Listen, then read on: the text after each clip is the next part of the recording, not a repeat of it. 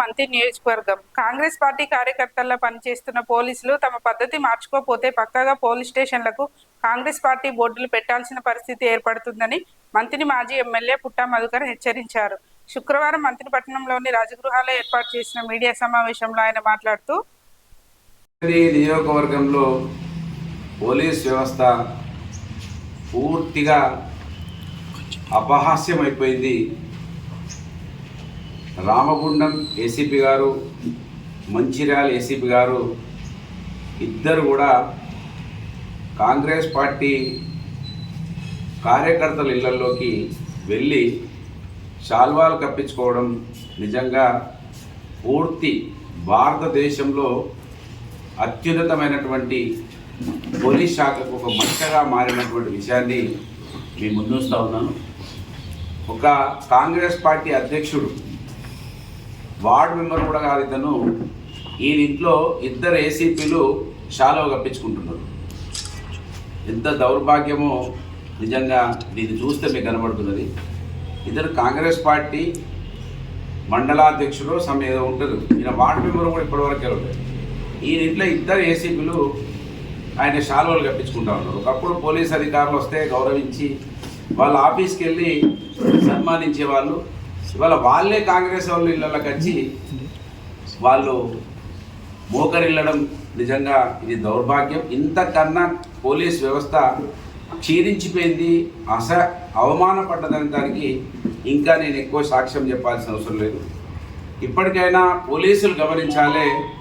మనం నిన్ననే ఇక్కడ జనగామలో ఒక విఏఓను తొలగించారు.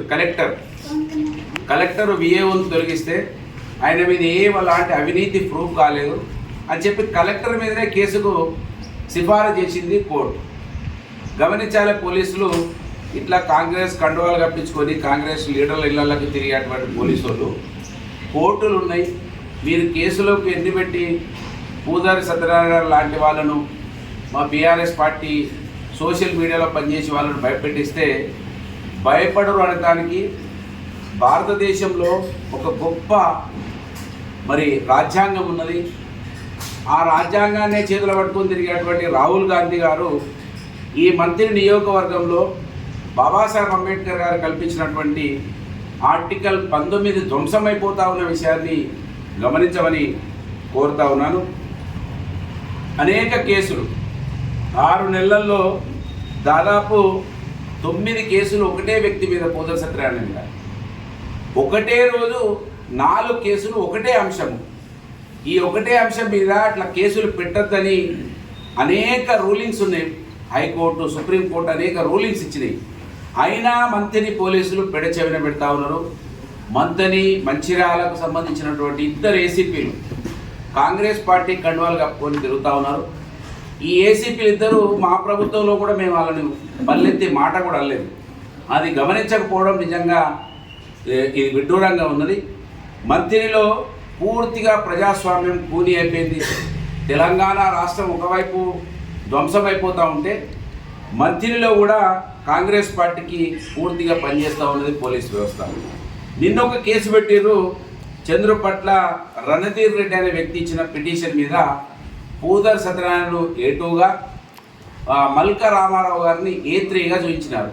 అసలు పూర్తిగా అది చట్ట విరుద్ధమైనటువంటి కేసు. పూజారి సత్యనారాయణకు, మల్క రామారావుకు ఎలాంటి సంబంధం లేదు. అయినా కూడా 420 చీటింగ్ పెట్టారు. వీళ్ళు అసలు పోలీసులా? కాంగ్రెస్ పార్టీ జీతాలు ఇస్తుందా వీళ్లకు? కాంగ్రెస్ పార్టీకి ఒకప్పుడు మేము 2010లో ఏ విధంగానైతే పోలీసుకు కండువా కప్పినామో, ఇప్పుడు అతి త్వరలో ఏదో ఒక రోజు డిజైన్ చేస్తాం డేటు, పోలీస్ స్టేషన్ కార్యాలయాలకే కాంగ్రెస్ పార్టీ కార్యాలయాల బోర్డుకు అదొకటి సిద్ధం కాబోతూ ఉన్నదనే విషయాన్ని ఈ 2 జిల్లాల్లో ఉన్న పోలీసులు గమనించాలని నేను తెలియజేస్తూ ఉన్నాను. అంతేకాకుండా SC/ST చీటింగ్ పెట్టారు పూజారి సత్యనారాయణ గౌడ్ మీద. అక్కడ ఎస్సీనే లేడు. ఇది నాగపల్లి చౌరస్తాలో, పన్నూరు చౌరస్తాలో జరిగినటువంటి గొడవలో అక్కడ ఎస్సీనే లేడు, అయినా SC/ST కేసు పెట్టినారు. ఈ విధంగా పూజారి సత్యనారాయణ గౌడ్ మాకు యాక్టివ్గా సోషల్ మీడియాలో పనిచేస్తుండే కనుక ఆయన మీద అనేక కేసులు పెడతా ఉన్నారు. మీ ఊకదంపుడు కేసులకు, మీ మీ మీ మరీ ఇది పూర్తిగా పోలీస్ వ్యవస్థను అంటే అపహాస్యం చేసేటువంటి మీ కేసులకు బీఆర్ఎస్ పార్టీ భయపడది అని మళ్ళొకసారి గుర్తు చేస్తున్నా. ఆర్టికల్ 3ని కూడా ఇక్కడ తుంగలోకి దెక్కింది. ఇంతకుముందు నేను చెప్పిన అసలు ఇక్కడ ఆర్టికల్ 20 కావచ్చు, ఆర్టికల్ 19 కావచ్చు, ఏది కూడా ఇక్కడ అమలు జరగడం లేదు. రాహుల్ గాంధీ మాత్రం రాజ్యాంగాన్ని పట్టుకొని తిరుగుతున్నాడు. అసలు వీళ్ళు కళ్ళున్నారా లేదా, వీళ్ళ నాయకుడు ఏం చెప్తున్నాడు, వీళ్ళేం చేస్తున్నారు అంటే వీళ్ళు అక్కడొక పాట ఇక్కడొక పాట, ఇది అనాదిగా వస్తున్నది. కనుక నేను పోలీసులను మేము విజ్ఞప్తి చేస్తున్నాం, హెచ్చరిస్తా ఉన్నాం. మీకు ప్రభుత్వంలో ఉన్న మీకు జీతాలు ఇచ్చేది మేము కట్టే ట్యాక్సులు మాత్రమే. మీ చేతిలో తుపాకీ ఉన్నదంటే కారణం మా ట్యాక్సులే. మీకు ఇచ్చిన తుపాకులో మీకు ఇచ్చిన కలము అది ప్రజల శ్రేయస్సు కోసం ఇచ్చారు. కేసులు బనాయించమనో తుపాకులు పెట్టి కాల్చి చంపమనో ఇయ్యలేదు. తస్మత్ జాగ్రత్త మంత్రిని పోలీసుని హెచ్చరిస్తున్నా.